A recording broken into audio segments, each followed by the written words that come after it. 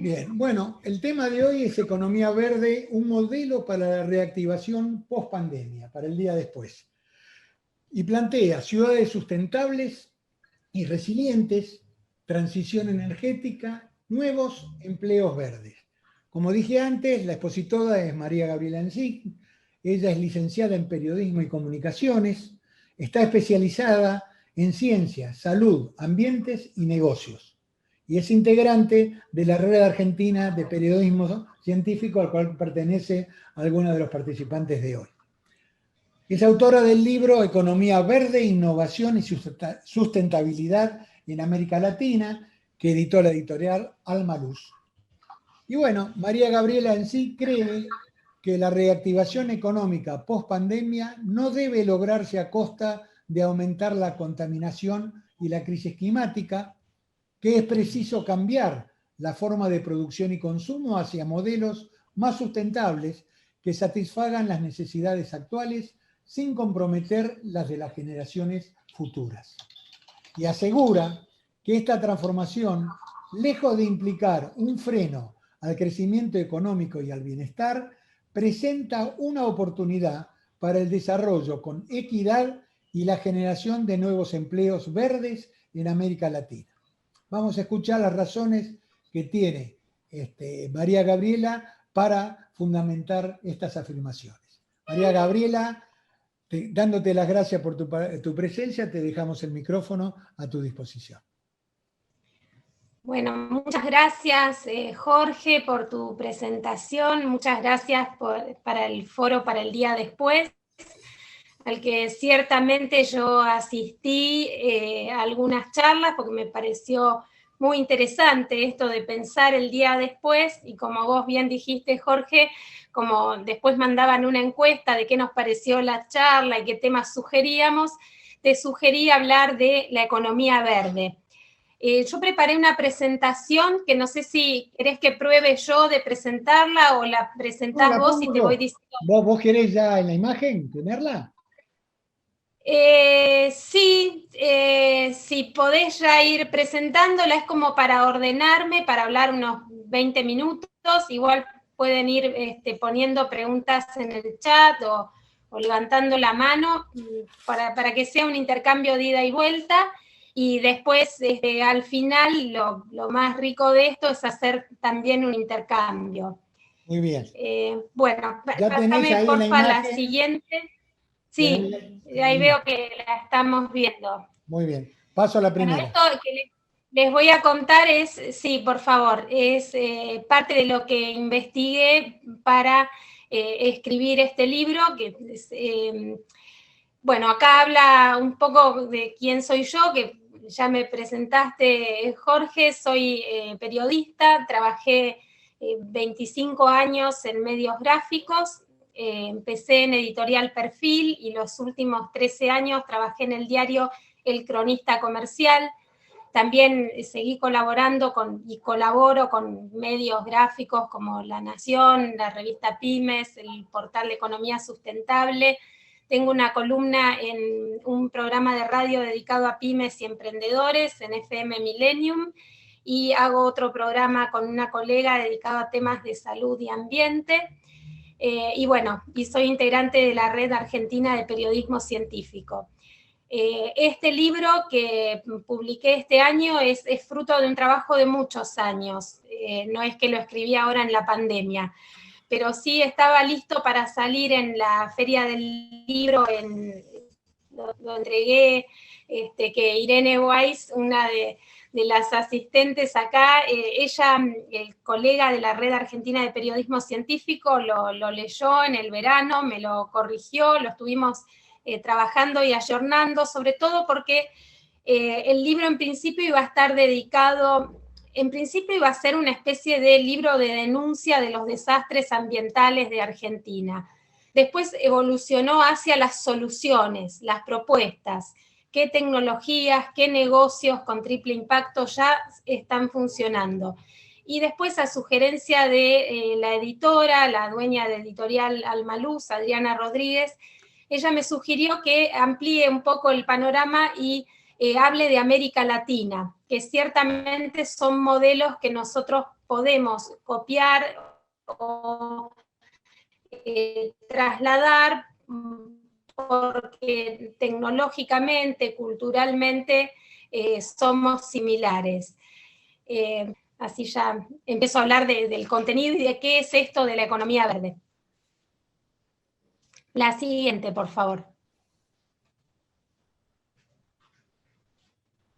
Economía de colores. Ahí está, bueno. Economías de colores. Pasá la siguiente porque, bueno, en esto se habla, en principio, la economía naranja es la economía de las industrias creativas y culturales, diseño, audiovisual, videojuegos, son las llamadas industrias sin chimeneas. Y tienen que ver con la economía verde porque, por ejemplo, el diseño, cuando veamos la economía circular, los productos ya tienen que estar pensados y diseñados para que tengan una segunda oportunidad al final de su ciclo de vida. Bueno, la economía azul incorpora beneficios ambientales. La economía azul es un concepto que escribió un autor belga, Gunther Pauli, que vino a la Argentina y sugirió algunos proyectos, pero otra vez traídos desde Bélgica o desde Europa para insertar acá. En la economía verde, además de incorporar beneficios económicos y ambientales, también se incorpora el impacto y los beneficios sociales. Es lo que yo voy a hablar, son todos acciones y negocios de triple impacto. La siguiente, por favor. Así ya voy, bueno, la economía verde, la siguiente, les voy a contar un poco de qué se trata. Los tipos de economía verde que yo describo en el libro, empezamos con la economía baja en carbono, esto que tiene que ver con reducir emisiones de gases de efecto invernadero a partir del Pacto Climático de París. Después otro capítulo, otro gran concepto es el de la economía circular, que ya lo mencioné, que tiene que ver que es un ciclo más parecido al que tiene la naturaleza, en el que en lugar de ser una economía lineal como es hasta ahora, basada en la extracción, producción, consumo y descarte, que al final de esa vida útil, en lugar de ser descartados los materiales, vuelvan al ciclo productivo. La economía colaborativa es una economía muy ligada o impulsada con las nuevas tecnologías y las redes sociales. Son estas plataformas que permiten intercambiar productos, servicios, muchas veces sin una contraparte monetaria. A veces es simplemente un trueque. Y tiene que ver con un concepto que hace que todos somos productores y consumidores, somos prosumidores. Después hay un capítulo muy importante de bioeconomía que incorpora las biotecnologías, tanto para producción de alimentos, medicamentos, energía, los biocombustibles, y la bioremediación ambiental, la posibilidad de sanar un suelo, un agua, un aire que está contaminado. Y después también hablo de empresas de triple impacto, estas que además de beneficios económicos tienen beneficios sociales y ambientales. ¿Querés pasar la siguiente? Bueno, la economía baja en carbono, ya les comenté, el Acuerdo de París que se firmó en diciembre de 2015, lo que establece las 130 naciones que lo firmaron y después otras tantas que lo ratificaron, menos Estados Unidos, que durante la gestión de Trump se retiró de este acuerdo, pero ahora posiblemente, o al menos así lo anunció Joe Biden, que va a volver al Acuerdo de París. Este protocolo establece para todos los países compromisos de reducción de emisiones de gases de efecto invernadero que son los responsables del cambio climático. Hay muchos tipos de gases de efecto invernadero, el más conocido o el gas base por el que se miden las emisiones es el dióxido de carbono. Tanto Estados Unidos como China, que eran los dos principales contaminantes, China en volumen total y Estados Unidos en per cápita, se habían comprometido a firmar este acuerdo, que a diferencia de lo que era el protocolo de Kioto, que solo establecía compromisos de reducción de emisiones para los países llamados industrializados o anexo 1, o los que tenían responsabilidades históricas más importantes, solo esos estaban obligados a reducir emisiones, ahora todos los países lo están en base a sus NDCs, o que es la sigla en inglés de las contribuciones nacionales determinadas. Si querés pasar a la siguiente. Esto es un poco técnico, pero bueno, en eso se basa. Argentina presentó sus NDC, sus compromisos de reducción de emisiones, por eso tiene que cumplirlos. Y la economía baja en carbono presenta desafíos y oportunidades. Los desafíos son las restricciones al comercio internacional, muchas veces llamadas medidas pararancelarias. ¿Qué significa esto? Que, por ejemplo, mercados maduros, avanzados, como el mercado europeo, no solo obligan a sus empresas a reducir emisiones, sino que están tratando de restringir las importaciones de emisiones. O sea que si en el business as usual, o como es ahora en los negocios, las empresas contaminantes, como no pueden contaminar en sus países de origen europeo, se vienen a América Latina, por ejemplo, donde pueden producir sin tantos controles y restricciones y después enviar los productos a Europa, eso cada vez más no se va a poder hacer. Y de hecho, este fenómeno tiene un nombre que se llama fuga de carbono, carbon leakage, que es para algunos es una barrera paraarancelaria, pero la realidad es que si nosotros en Argentina o en América Latina producimos de forma sucia, contaminando, explotando gente y generando emisiones, no vamos a tener las certificaciones para poder entrar al mercado europeo.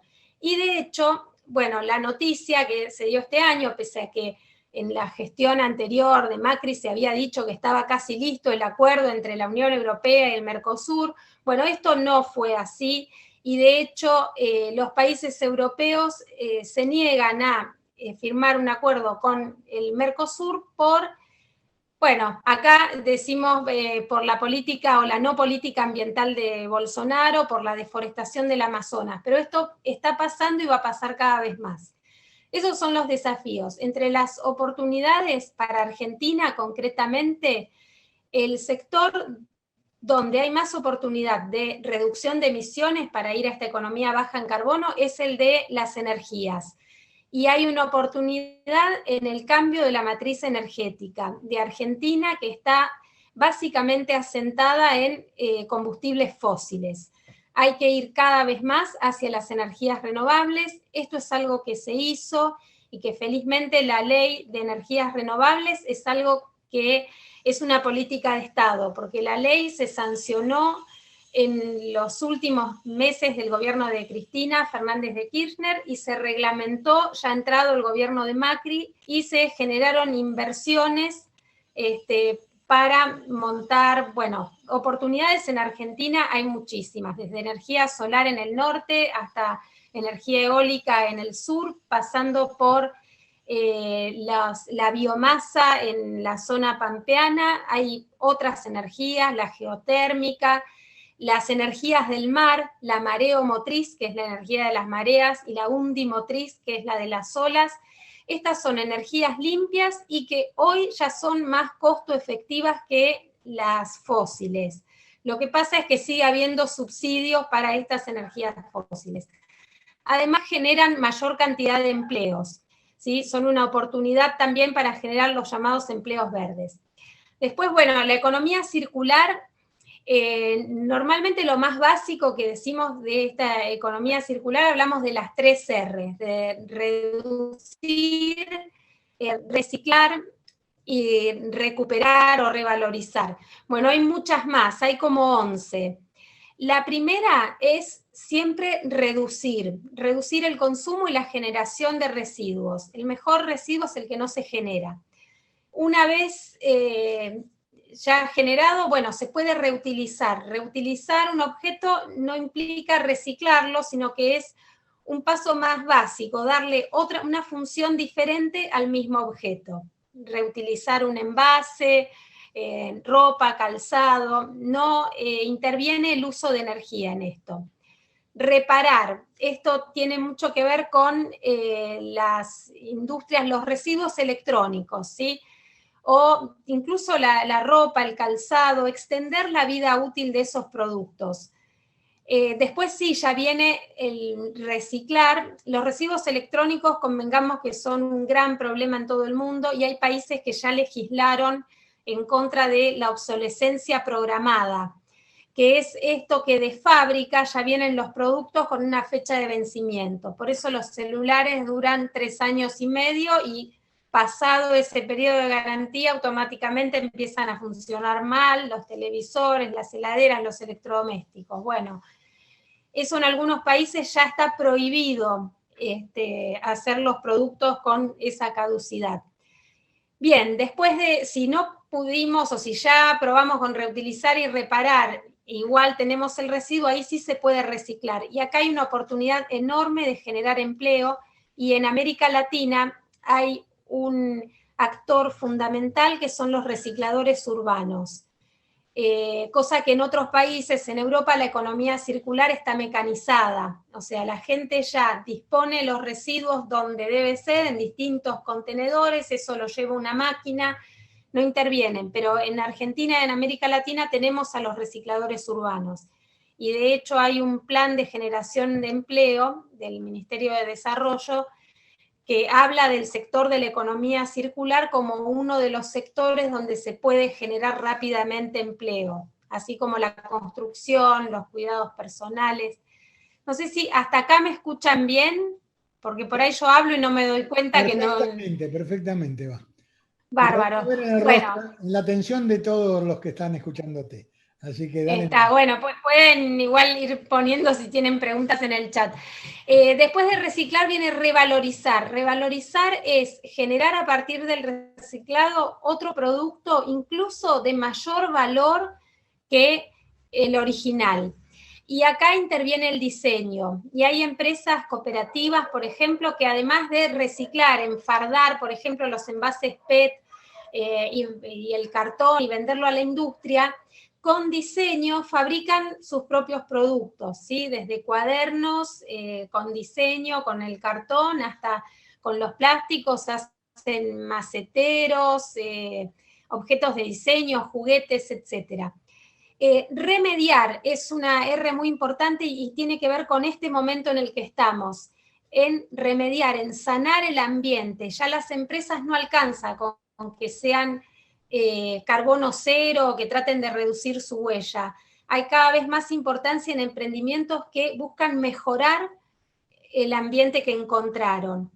Y después reeducar o repensar o reaprender, que es la última R que puse, que tiene que ver con un cambio de conciencia. Y para eso se necesita educación e información. Algo muy importante que pasó los días pasados es que se sancionó la ley Yolanda, que obliga a que funcionarios públicos se capaciten en temas ambientales. Así como por la ley Micaela se tienen que capacitar en cuestiones de género, bueno, ahora con la ley Yolanda van a tener que, los tomadores de decisión van a tener que tener en cuenta las cuestiones ambientales. Y esto es una enorme oportunidad para cambiar un poco la matriz de producción y consumo de la Argentina. Ahora sí, la próxima, en la economía circular. Bueno, un punto muy importante en el que yo hago hincapié, porque de hecho también estoy trabajando en este tema con una beca de la Fundación Gabo, con otros periodistas de la región, es el reciclado con inclusión. O sea, la oportunidad de incorporar a los recicladores urbanos, que son un eslabón precarizado y que se crearon en Argentina, las cooperativas empezaron a surgir a partir del 2001, de la peor crisis en Argentina, y comparadas con otras de la región han logrado algunos avances, sobre todo en la ciudad de Buenos Aires, donde se reconoció la tarea de los recicladores, porque estaban, digo, menos 10 para atrás, ¿no? Al principio eran hasta perseguidos, se consideraba delito reciclar la basura o recuperar basura. Y hoy, bueno, lograron tener un convenio con la ciudad por el cual no todas las cooperativas, solo 13 de las que trabajan, se ocupan de los residuos sólidos o los reciclables. Y tienen algún equipamiento, tienen una obra social, están organizados en condiciones más o menos dignas de trabajo. Otras cooperativas a lo largo del país también están en ese camino y recientemente lo anunció el presidente Alberto Fernández con gente de las cooperativas, con el ministro Cabandier, que en el plan de erradicación de basurales a cielo abierto, Argentina tiene más o menos 2.000 municipios y hay 5.000 basurales a cielo abierto. Es una locura lo que estamos haciendo. Estamos enterrando recursos en vez de recuperarlos y volverlos al sistema productivo, con todo el daño ambiental y en la salud que eso supone, ¿no? Porque ni siquiera el relleno sanitario es una tecnología hoy adecuada. El relleno sanitario implica enterrar los recursos y taparlos con tierra con el riesgo de que a su vez filtren a las napas, en vez de recuperar esos materiales. Hoy yo tengo que chequear las cifras, pero más o menos la ciudad está pagando 800 pesos por tonelada enterrada en vez de recuperar 1.300 por esa tonelada de material recuperado y vuelto a la industria, ¿no? O sea, estamos haciendo realmente una locura por no entrar en la economía circular. La siguiente. Y un tema muy importante, que la economía circular en América Latina tiene que ser una oportunidad de desarrollo con inclusión y no de convertirse en basurero del mundo recibiendo residuos de todos lados, como casi pasa en la gestión anterior del ingeniero Macri con el rabino Bergman, que porque la industria no tenía suficiente cantidad de materiales, la industria del plástico, la industria del embalaje, se abrió las fronteras para que entre basura de otras latitudes. Esto en realidad pasa por dos cosas, porque no existe en Argentina, no hay suficiente separación en origen, porque cantidad de residuos tenemos por demás, como para que la industria del reciclado pudiera funcionar al 100%, y también porque China había cerrado las puertas a ese tipo de importación. Entonces los países centrales que no tenían dónde colocar sus residuos iban a venir acá a que les abramos las puertas para su basura. Bueno, ese decreto fue derogado a comienzos de esta gestión, pero es una alerta importante, que siempre hay que estar atentos porque hay bastantes presiones para colocar sobre todo los residuos plásticos. Y entraban también, incluso hasta residuos peligrosos podían llegar a entrar. Bueno, la siguiente que... Después, si tienen dudas sobre estos temas, los podemos ampliar. La economía colaborativa es un pilar muy importante y tiene que ver con varias cosas. Con el consumo responsable, que implica también que los ciudadanos estemos informados, que sepamos lo que estamos comprando y consumiendo y podamos elegir, bueno, el producto que tiene menos packaging o el que tiene una huella de carbono menor porque no es importado, no tuvo que cruzar todo un océano en transporte para llegar acá. Bueno, se está dando todo un movimiento de consumidores responsables y también de certificaciones de huella ambiental y de impacto social. El tema de los prosumidores, de que todos tenemos un lugar en el mercado, porque todos podemos consumir y también producir, aunque más no sea un servicio, todos tenemos algo para intercambiar. Y una cosa muy linda que me encontré al investigar para el libro, o soluciones así innovadoras, son por ejemplo los bancos de horas, que proponen que circule, es como una cadena de favores. Si yo necesito, no sé, una torta para un cumpleaños y a cambio puedo cuidar un niño y otra persona puede hacer un trámite, se van generando puntos que no se pueden acumular, que sirven para ser gastados, y esto genera también relaciones sociales, porque se perdió en este individualismo de cada uno acapararse objetos y tenerlos y estoquearse por las dudas, cuando en realidad hay cosas que se podrían compartir, tipo las herramientas. ¿Para qué tener en un edificio de 15 departamentos un taladro en cada casa si ese taladro se va a usar una vez al mes? Bueno, tenerlo y compartirlo con los vecinos, digo, este tipo de soluciones que se están dando.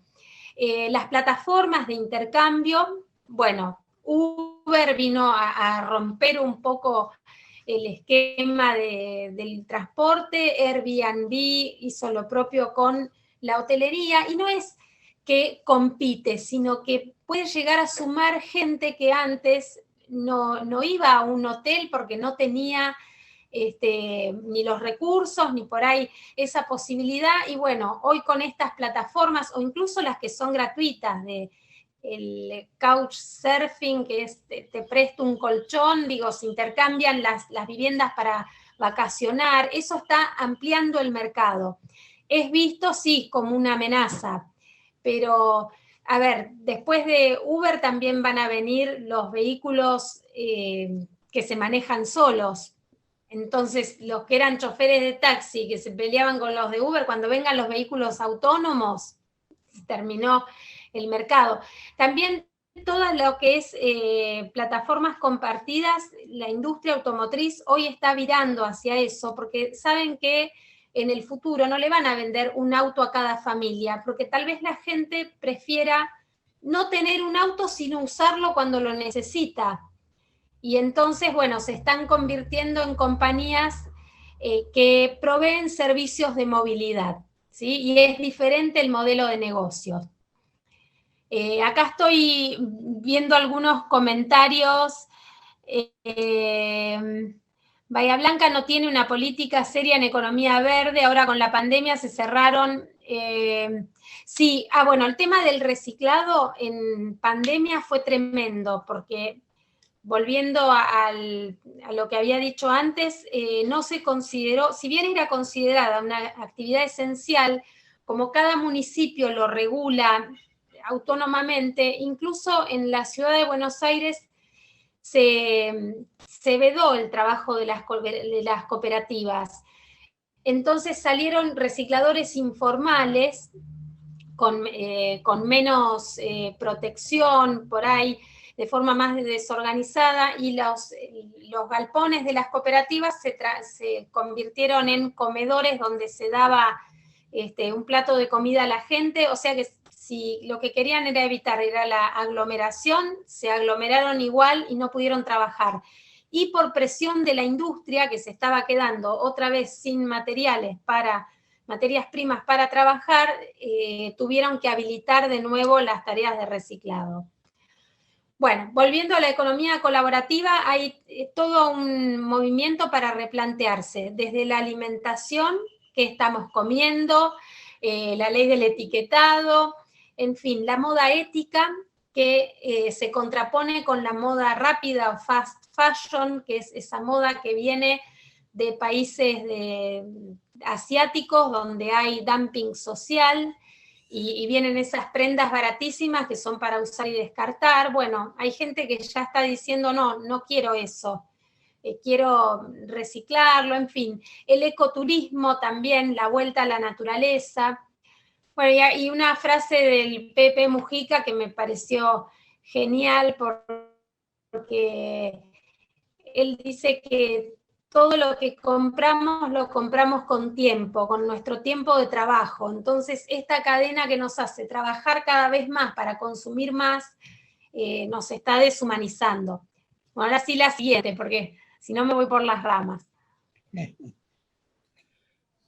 Habías pasado la bioeconomía, creo que es la que viene. Bueno, la bioeconomía es la producción de bienes y servicios basada en el conocimiento y el uso de recursos biológicos en un sistema económicamente sostenible.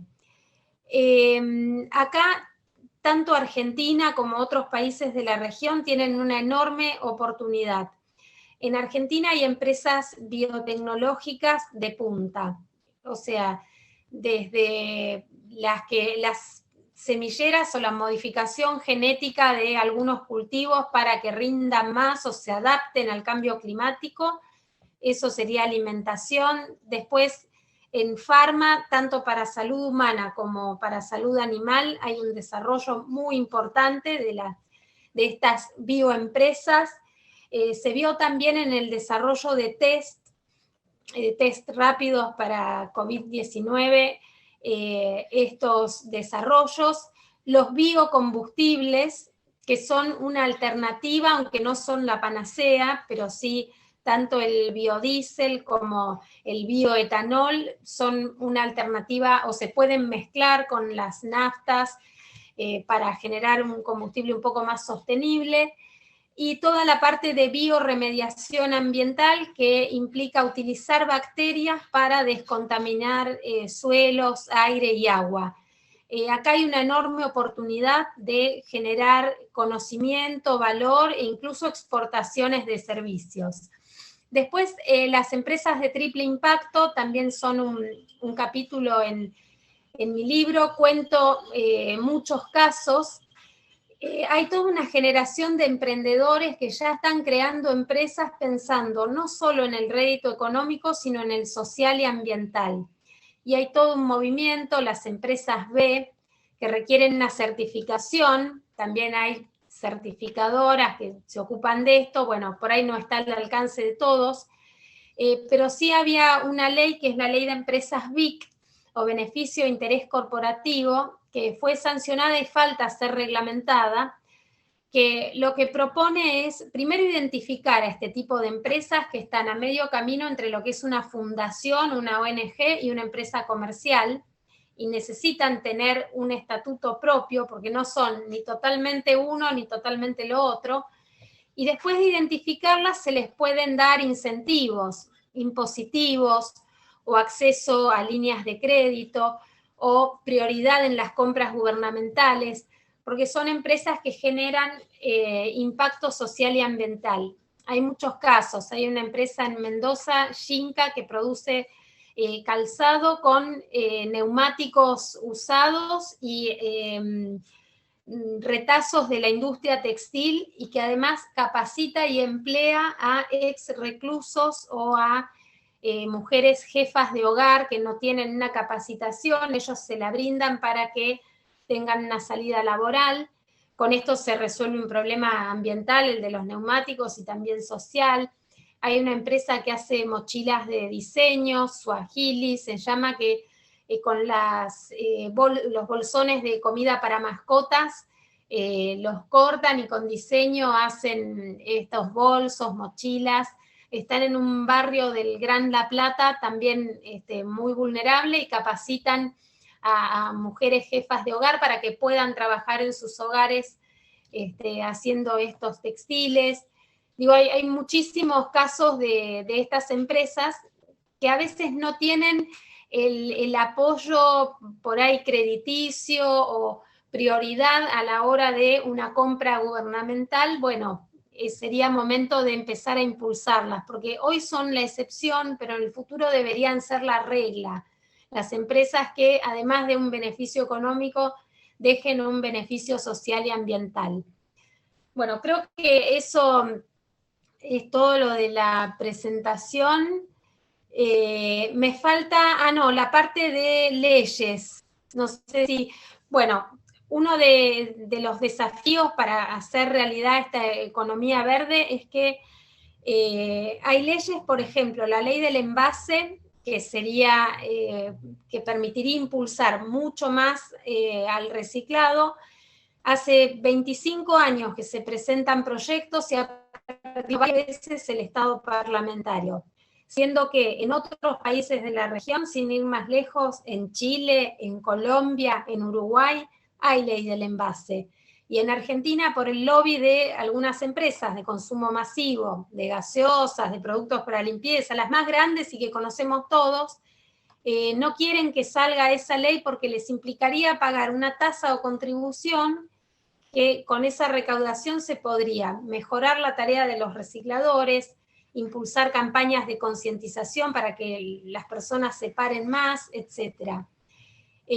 una ley de responsabilidad extendida, que además del envase implique otros productos, por ejemplo las pilas.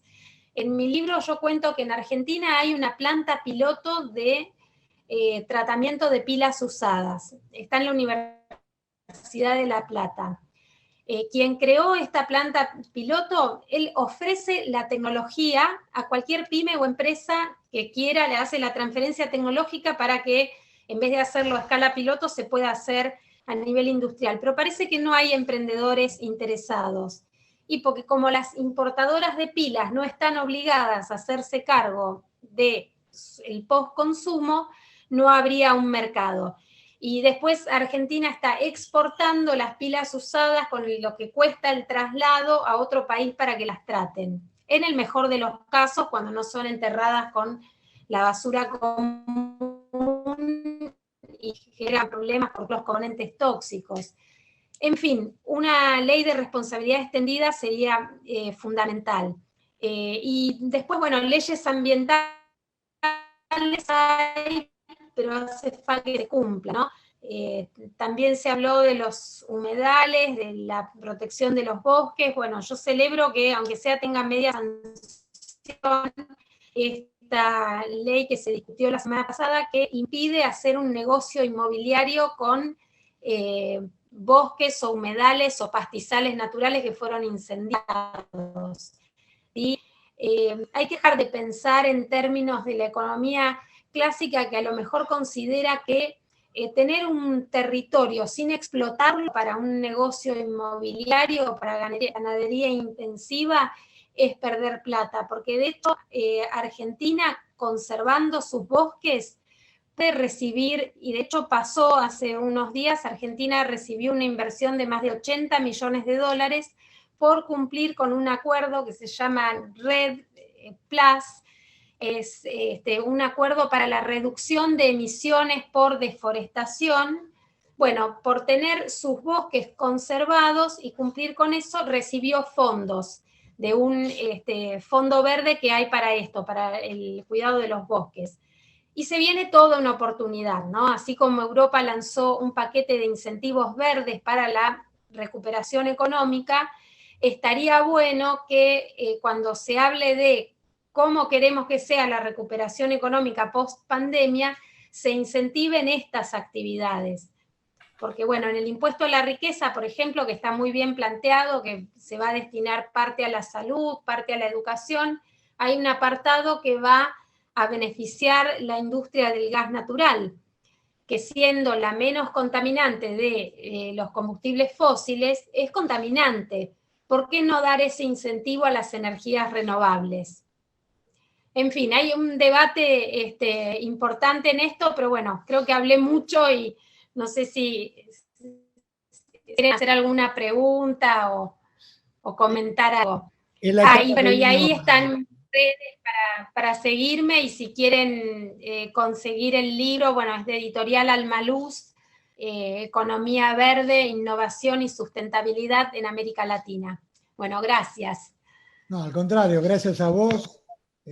Ha sido muy interesante el tema, para muchos de nosotros es también interrogador, porque plantea cosas que vienen desde otra mirada de la que nos hemos acostumbrado a través del tiempo, y ahora abrimos la parte más, digamos, participativa. Todo el mundo puede plantear un esquema de propuesta con pregunta. Tenemos un solo límite, que es el siguiente, son las 7 de la tarde. Normalmente estas reuniones se cierran a las 7:30.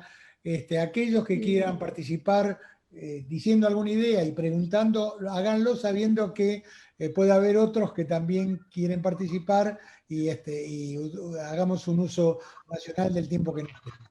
Entonces, bueno, queda abierta, desde ya queda abierta las preguntas. El que quiera hacerla, el que quiera opinar, estamos a disposición. ¿Quién rompe el fuego?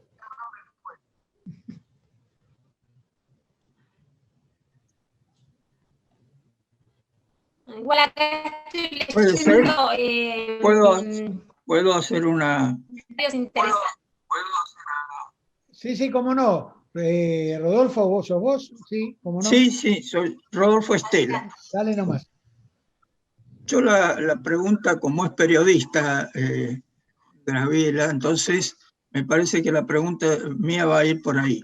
En la Argentina, uno de los problemas serios que hay en todos los planteos que hiciste en tu exposición es la parte cultural de la sociedad. Es decir, no ha llegado estos mensajes, normalmente no llegan a la sociedad. Yo hablo, por ejemplo, de la deforestación, el tema de los humedales, etcétera. No ha tomado conciencia, y se la ha tomado, como pasó con el tema de Bosnia, lamentablemente en una forma equivocada. Entonces creo que el periodismo tiene una gran misión en esto del reciclado, las cooperativas, hacer conocer a la gente la necesidad de la clasificación de los elementos antes de sacar a la basura. Es decir, no la cultura, la educación a través de las escuelas, que es imprescindible, sino también a través de la sociedad. Es decir, llegar a través del periodismo. Yo voy a poner un ejemplo que lo suelo poner. En la Argentina hubo en 1909 un Congreso Forestal Mundial. Fueron muy pocos los elementos que encontramos en los distintos grandes diarios, sobre todo en los grandes diarios, referidos a este congreso. Es decir, pasó desapercibido y era una oportunidad muy, muy, muy buena. Tenemos una ley de protección de los bosques nativos y tampoco la sociedad la conoce. Recién acabaste de decir en tu exposición eso de que era importante. Yo creo que el periodismo tiene una función muy importante en esto, y vos, como sos parte de ese periodismo, podés hacer, así como lo estás haciendo acá, hacerlo en forma muy, muy práctica, y que nos llegue a todos, que le llegue a toda la sociedad. Nada más, eso es. Gracias, Rodolfo. ¿Querés agregar algo, Gabriela? Sí, no, en esto coincido plenamente con Rodolfo, y por eso es auspicioso primero que vaya a haber una ley de educación ambiental y que se empiece desde el jardín de infantes hasta las universidades. Todas las carreras tienen que estar pensadas hoy con esta perspectiva de cuidado del ambiente, no solo las estrictas carreras ambientales como ingeniería o gestión ambiental o licenciatura en ciencias ambientales, sino también abogacía, todos los delitos ambientales, el diseño, cómo diseñar pensando en la economía circular, la comunicación, el marketing, todas las carreras. Y por el lado del periodismo, bueno, nosotros en la Red Argentina de Periodismo Científico, que acá además me acompañan las que vi, bueno, Irene Weiss y Adriana Schotlender, que son colegas mías, intentamos siempre difundir estas temáticas y desde una perspectiva consultando a los especialistas, ¿sí? A los científicos, a los tecnólogos. Lamentablemente los medios tradicionales acá en Argentina dan muy poco espacio a estos temas. Hay múltiples explicaciones, desde intereses económicos, de la pauta publicitaria, etcétera, hasta descuido o ignorancia de las personas que están a cargo de estos medios. Bueno, nos cabe a todos impulsarlos, porque además las nuevas generaciones están pensando cada vez más en el tema ambiental, porque les estamos dejando un planeta en llamas. O sea, hay que actuar ya y con conocimiento para restaurar el daño que ya fuimos haciendo como humanidad. Muy bien, gracias, Gabriela. Alejandro Belicoso había pedido la palabra y luego Irene Weiss. Alejandro. Buenas tardes, muy interesante la exposición. Una consultita, teniendo en cuenta que se pretende modificar una forma de producir, ¿qué espacio tienen los sindicatos en el planteo de la problemática? Buena pregunta, sí, hay que consultarlos y tienen que ser parte de o sea, las empresas y los sindicatos que son parte del problema tienen que ser parte de la solución. Me parece, digo, atinada tu pregunta, porque cuando se tocan intereses laborales hay que tener en cuenta que se necesita una transición. O sea, no podemos hoy apagar todas las usinas de energía fósil porque ya empezar a mover todo con renovables, porque no es posible. No podemos reconvertir todas las empresas ya de un día para el otro en energía limpia, ni todas las carreras. Hay un espacio de transición en el que las personas tienen que ser capacitadas para no perder empleo. Acá hay muchos teóricos que dicen que la digitalización, por ejemplo, y que también forma parte de esta movida, va a destruir empleos. Siempre pasa esto, se destruyen empleos y después se crean en otros sectores. La transición es muy difícil, por eso el Estado tiene que estar acompañando y tiene que haber una capacitación. Porque, a ver, la industria del reciclado, por ejemplo, no se trata de, ni siquiera hay que cambiar todas las máquinas, en el caso del plástico.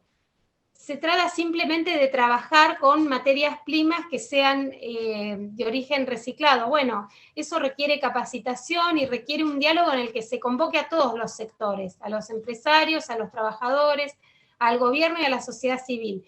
Porque otra de las cosas que yo traté de hacer hincapié en el libro es que, si bien hablo de problemas globales, porque uno de los capítulos es sobre cambio climático, que es un cambio global, si lo comunicamos como que ninguna persona puede hacer nada por sí mismo, lo que estamos generando es parálisis. Siempre hay soluciones y una acción individual no va a cambiar las cosas, pero sumadas esas acciones hacen la diferencia. O sea, no es lo mismo que yo separe o no separe la basura en casa. Desde esa acción mínima, no es lo mismo que yo a la hora de comprar vaya con mi bolsa o me agarre 10 bolsas de las que me dan en el supermercado, después las tire en cualquier lado. Pero para eso tiene que estar educada la población y concientizada, y que no nos vendan, hay muchas veces que nos venden que el modelo productivo es el único que hay y que si no tenemos todo el mundo se queda sin empleo, ¿no? Como son las industrias extractivas, como es la minería, que dicen, no, si frenás este proyecto minero, se queda la gente sin laburo. Digo, no se puede hacer una minería urbana recuperando materiales en vez de generar semejante impacto ambiental. No deja igual porque en el libro yo pongo la contribución de cada sector a la economía, y la minería es muy baja la contribución, creo que debería checar el dato, pero lo tengo en el libro, menos del 1%, y el turismo es el 10%. O sea, si vos vas a contaminar y destruir todo un ambiente para hacer megaminería y vas a dejar de tener turismo, no parece muy racional la idea. Lo mismo que la forma en que hoy el principal generador de divisas es la exportación de commodities. Digo, pero no son alimentos, son granos que se exportan a granel. Y en Argentina, porque hay todo un mito de que somos el supermercado del mundo, no, estamos lejos de serlo. Y esos alimentos, si no tienen una certificación, no digo orgánica, pero sí agroecológica, no van a poder entrar a otros mercados si los queremos exportar, porque los mercados más exigentes no quieren comida con pesticidas. Entonces hay que hacer un cambio y pensar que no es la única, o el acuerdo para crear megagranjas de cerdos para China. Hubo mucha controversia y eso me alegra, porque en otro momento ese acuerdo hubiese pasado desapercibido, lo hubiésemos ido a cubrir los periodistas económicos, gran inversión, va a generar divisas porque vamos a exportar chanchos a China, punto. ¿A qué costo? ¿Con qué impacto? Hay propuestas para criar no semejante cantidad, porque, a ver, una megagranja de cerdos lo que implica es uso de antibióticos, un montón de desechos que no se sabe si se va a poder hacer biogás con eso. Es un impacto ambiental tremendo, peligro de enfermedades, de virus zoonóticos como el que tenemos ahora. En cambio, hay otro proyecto de pequeños productores de criar en menos cantidad y vender cortes de un mayor valor agregado. Digo, no es la única alternativa el modelo que tenemos hoy contaminante. Sí hay que cambiar la cabeza y estar preparados para la transición, que seguramente se destruirán algunos empleos para generar otros después en otros sectores. Y bueno, para eso la clave es la educación y la capacitación, creo. Gracias. Ahora la palabra la tiene Irene, que la había pedido, y a continuación pedí yo también. Irene, el micrófono es tuyo. Gracias, gracias Jorge. Bueno, disculpen que no prenda la cámara, pero se me apaga y espero que no se me corte la luz porque esta hora justo me cortaron la luz ayer. Así que, bueno, no, lo que quería decirle por respecto a lo que decía Rodolfo, Gaby escribe mucho, escribe todo el tiempo en los medios, no solamente en los medios generalistas, también en los medios comerciales. Ella escribe mucho en revistas y en diarios específicos que va dirigido a sectores que justamente tienen que tomar decisiones con respecto a esto, ¿no? Y ustedes no se dan una idea, quizá no sale esta noticia en los medios masivos, pero la cantidad de empresas de todo el mundo que se mudaron, entre comillas, al sistema de triple impacto durante la pandemia, no tienen idea, no solamente pymes, sino también empresas grandes, o sea, empresas de todo tamaño, en cualquier lugar del mundo, incluso en lugares de América Latina, en Costa Rica, en República Dominicana, en México. Hubo un cambio fenomenal, porque además de la certificación B que hablaba Gaby, hay como 7, 8 certificaciones diferentes y tienen una serie de pautas que cumplir, de 200 pautas, por ejemplo, con que cumplan 70, 80 de esas pautas ya pueden certificar.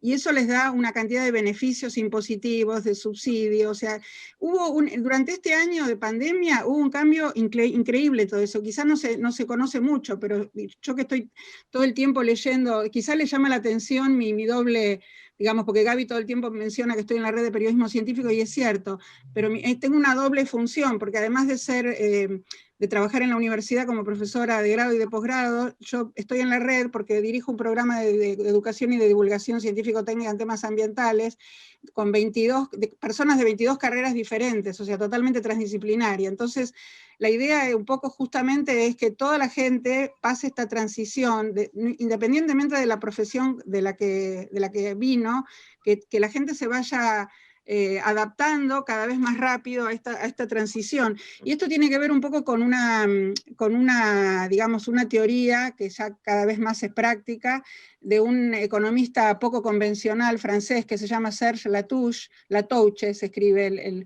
que es un economista que hizo volver de alguna manera a los años 60. Ustedes que yo tengo 63 años, muchos tienen mi edad o más, y saben perfectamente que cuando éramos chicos no íbamos a buscar la bolsita de plástico al almacén o no sé, a la fábrica de fideos o a las galletitas que venían en una lata y nos vendían las galletitas en una bolsa de papel.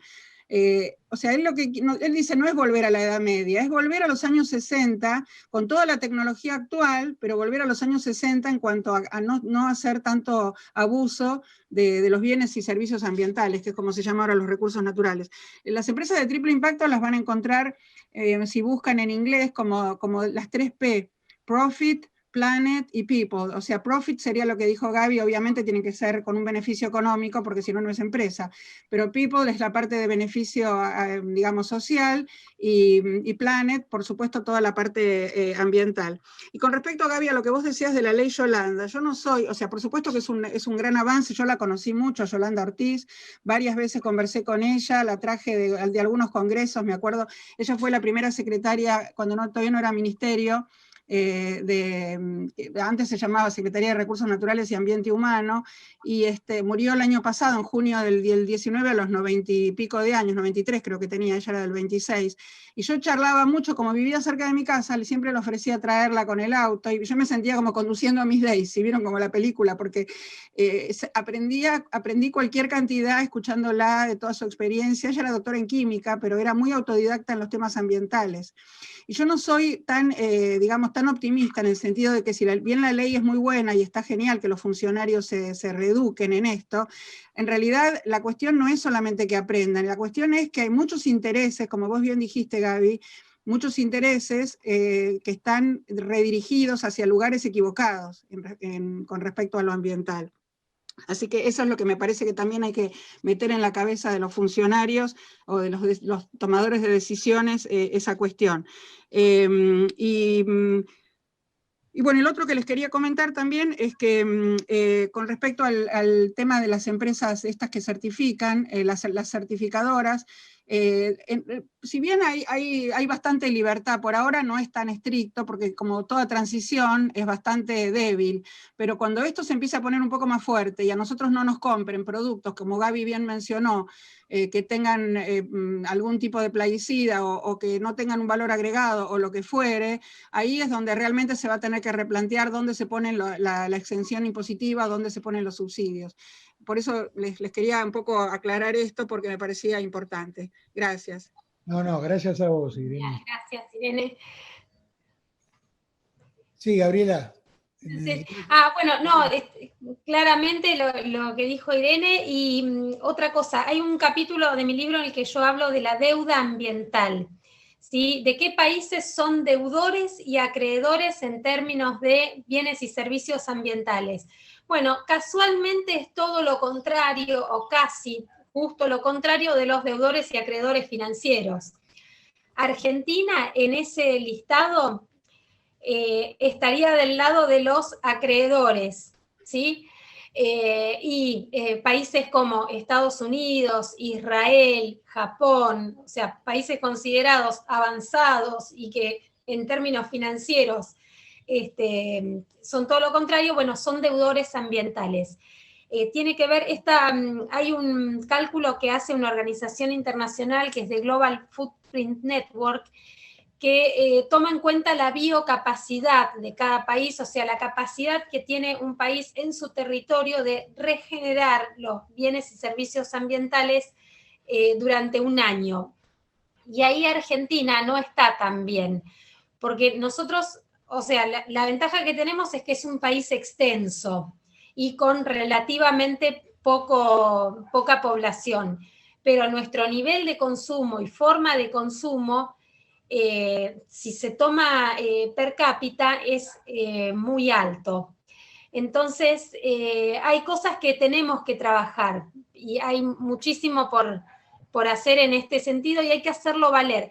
La provincia de Misiones, por ejemplo, es la primera que tiene un ministerio de cambio climático.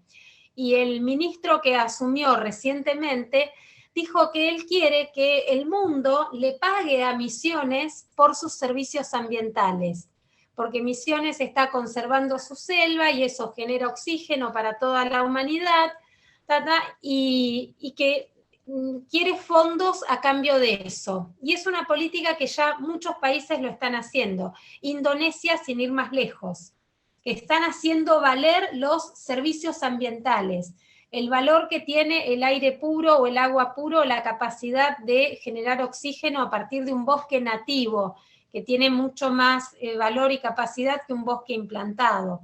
Bueno, todo esto hay que empezar a conocerlo para hacer valer los recursos que tenemos. Muy bien, gracias. Invito a alguien más, yo quería hacer un comentario. Mi condición de coordinador o armador del proyecto me da una posición un poco distinta, pero lo hago como uno más de este grupo. Algunos de ustedes han asistido a una prédica constante que vengo haciendo yo en este mismo ámbito y en otros sobre lo que yo llamo el analfabetismo tecnológico. Y hablo también desde hace muchos años, trayendo las ideas del ingeniero Edgardo Gali, que fue mi maestro hace muchos años atrás, de lo que es la tecnología conveniente. Son dos conceptos que juegan absolutamente con lo que está planteando Gabriela. Yo quiero traerlos como un aporte desde un ámbito que es el tecnológico. Yo también la conocí bastante a Yolanda, le hice algunas entrevistas, era como una campanita, Yolanda. Tengo alguna que se las voy a pasar, que seguramente en mi club tecnológico, ustedes no la conocen, se la voy a transmitir tanto a Irene como a Gabriela, porque el tema de tecnología no es lo que la gente suele aceptar, que es la tecnología informática, la tecnología de la comunicación, las redes. Eso es un pedazo que ha cambiado mucho la estructura, la topología y las conductas sociales, pero no es el todo.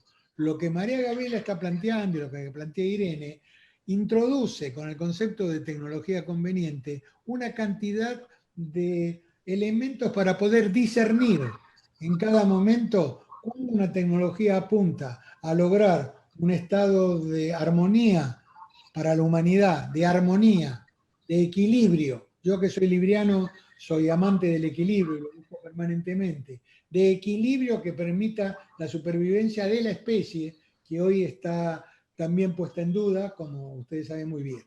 Y eso se trata de un tema de poder. Pero el poder no es solamente quién tiene la lapicera.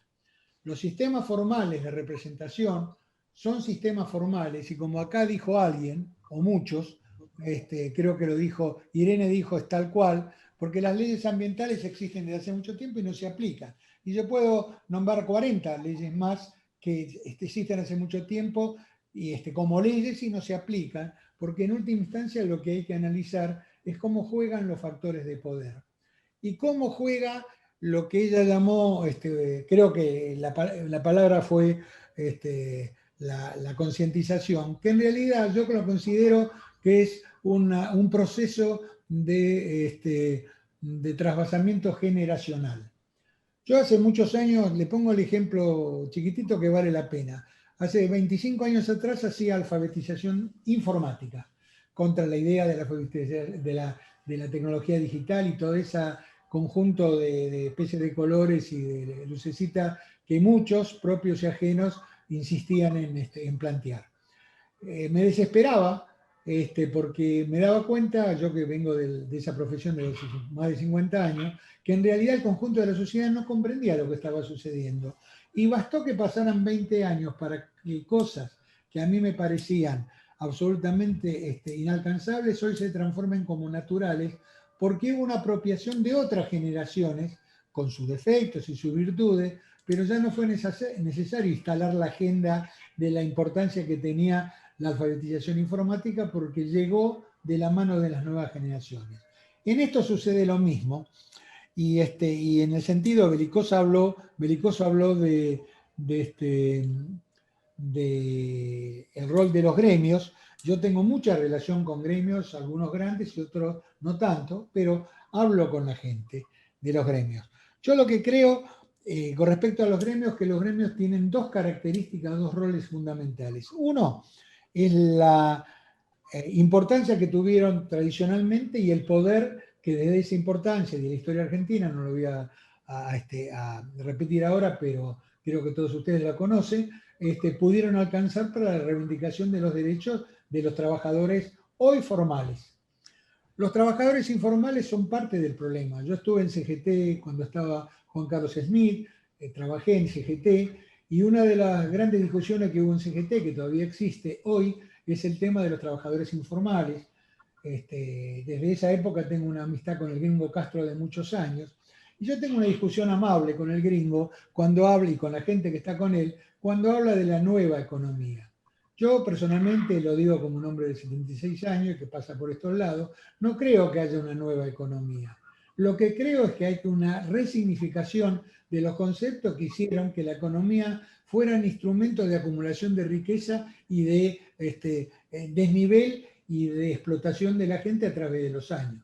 Uno puede tener dos posiciones en ese sentido. Creer que eso va a ser siempre así, que no hay forma de arreglarlo, hay algunos que lo dicen, y otros que creen, yo soy de los segundos, que de alguna manera, aún los tipos que se beneficiaron con ese esquema, están llegando, algunos de ellos, o muchos de ellos, están llegando a la comprobación que este esquema de infinita aprovechamiento y apropiación de los bienes, digamos, y del trabajo de los demás, no puede seguir. Por lo tanto, el barajar y dar de nuevo, que lo que María Gabriela está planteando ahora y el resto de compañeros también está planteando, es un elemento fundamental. Correrse del prejuicio de lo que piensa el otro y tratar de barajar las cosas de tal manera que considere al otro como un tipo que no está del otro lado de una brecha imaginaria, sino simplemente que ha sido beneficiado por instrumentos y mecanismos que hoy muestran a todo el mundo que no pueden seguir. Por supuesto que va a haber tipos que van a seguir haciéndolo, pero no todos los tipos que son enemigos de un proyecto de transformación están del lado que uno cree que están, ni tampoco todos los tipos que uno cree que están del lado de lo que uno piensa están haciendo exactamente lo que tienen que hacer. Es una larga discusión, pero lo primero que hay que hacer es desarmar eso. Y termino con esto.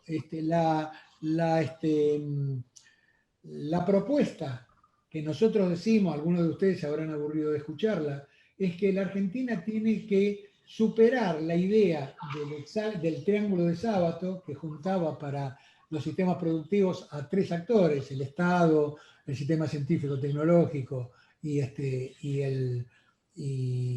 las empresas, y ir a la idea del hexágono virtuoso, en donde hay un eje fundamental que es el demandante de tecnología. Y el demandante de tecnología es la humanidad toda. Ahí los otros 5 vértices de ese hexágono estarán los empresarios, estará el Estado, estarán los trabajadores y estarán los científicos por un lado y los técnicos por el otro, porque la resolución de este tema se da a nivel macro, pero también se da en el día a día, cuando falta la conceptualización suficiente como para poder entender cómo suceden los fenómenos de transformación de los mecanismos y los conocimientos necesarios para hacer una sociedad mejor. Hoy, hace poco, se ha sacado un proyecto de ley de la Comisión de Ciencia y Tecnología de la Cámara de Diputados que es realmente lamentable, realmente lamentable. Una discusión se ha hecho simplemente para discutir cuál es el porcentaje del Producto Bruto Interno que se le va a asignar a tecnología. Y eso es sacarse el problema de encima. Acá hay que discutir cómo es el modelo, cuáles son las tecnologías y cuál es la forma en que las ideas que se generan en ciencia y tecnología terminan siendo negocio en el sentido más amplio para la sociedad que nosotros tenemos, para no seguir repitiendo como hace 60 años que tenemos 5 premios Nobel, 6 o 7, y nunca pudimos producir un producto de gran valor agregado tecnológico que sirva para un proyecto mejor y además nos dé dinero correcto y nos dé dinero a nosotros y nos dé en valor económico a una sociedad que en realidad hoy se está peleando por la humanidad. Quería un poco sumar, agradeciendo lo de que Gabriela decía, y además pidiéndole que esto todavía tenemos unos minutos más, si alguien más quiere agregar algún tema sobre esto. Yo quería cerrar algo respecto a lo que vos dijiste y leer también un comentario respecto a lo tuyo, muy cortito. Bueno, sí hemos tenido productos exportables. De hecho, Argentina exporta satélites de la mano de INVAP, que es una empresa pública, ¿sí? Que está provincial, y también está la CONAE y la CONEA, pero es la excepción, digamos, no es la regla que estén estas empresas.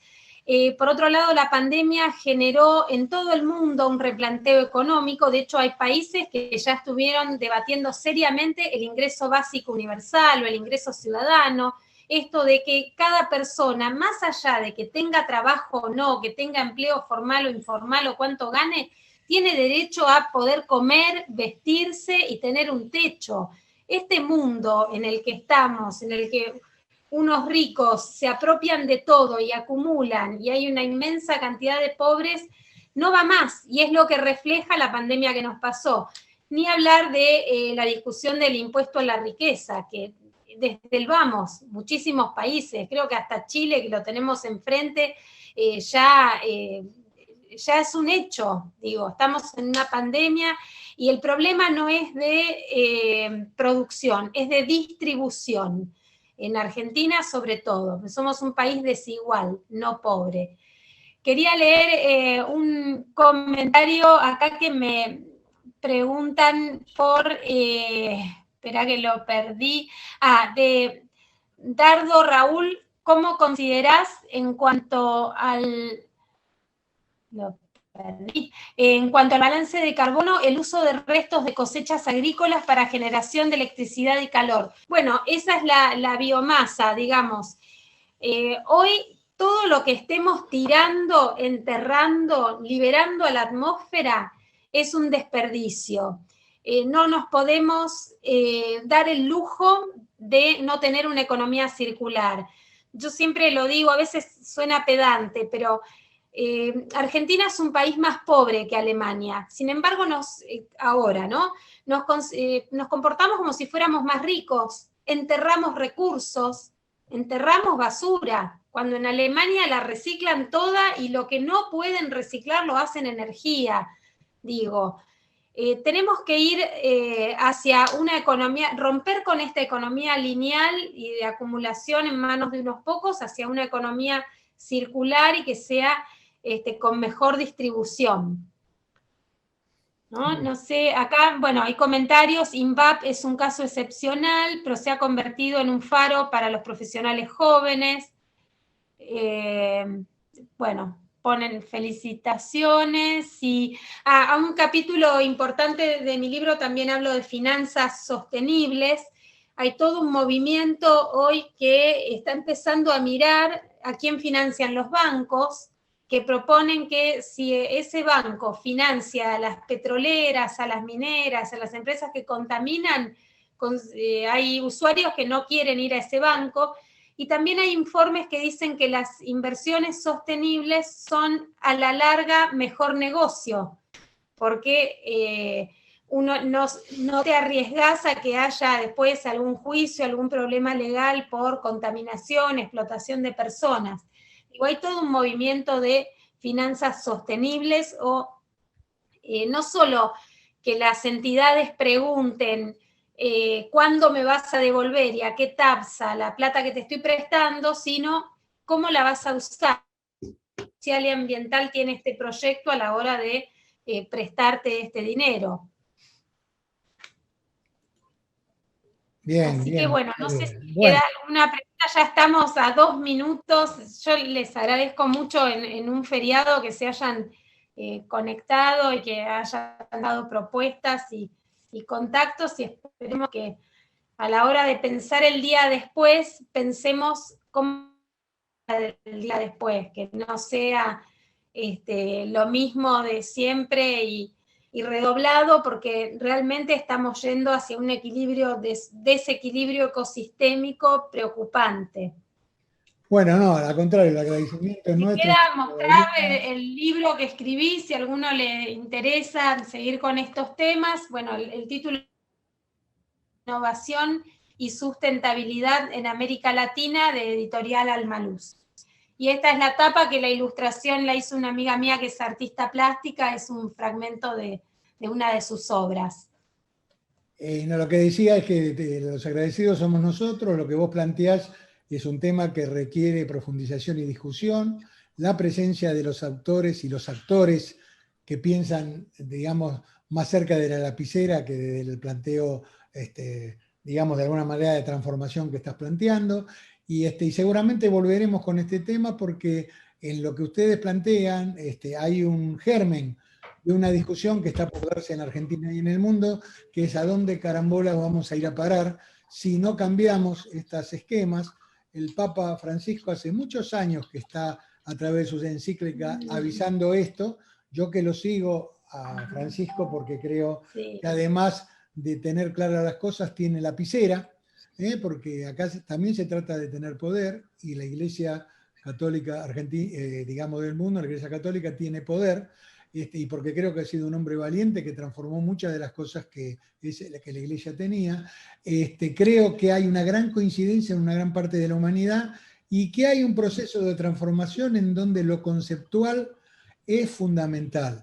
Acá muchas de las personas que deciden sobre estructuras no tienen concepto de las cosas que están sucediendo, porque se han formado en otra generación, son tan viejos como yo, pero no se han planteado que lo que aprendimos nosotros en esas generaciones viejas, en realidad hoy no tiene aplicación, sino que hay una nueva forma de mirar la humanidad. Entonces, vos y lo que están haciendo ustedes, lo que ha hecho digamos, todos los que participaron, de alguna manera representan esa nueva forma de pensar, y el diálogo entre lo viejo y lo nuevo, y el diálogo entre el mundo que está y decide cosas y el mundo que viene, es fundamental para que esto no sea una hecatombe que solamente, como decía el general Perón en un momento, solamente las guerras y las pestes nos enseñan. Otra vez, evitemos que las guerras y las pestes nos enseñen. Tenemos que ser nosotros los que tenemos que anticiparnos a que sucedan esas cosas como solución para el conjunto de la humanidad. Así que bueno, yo agradezco a todos, especialmente a vos, Gabriela, que vos desde allá, desde esa playa. No, muchas gracias.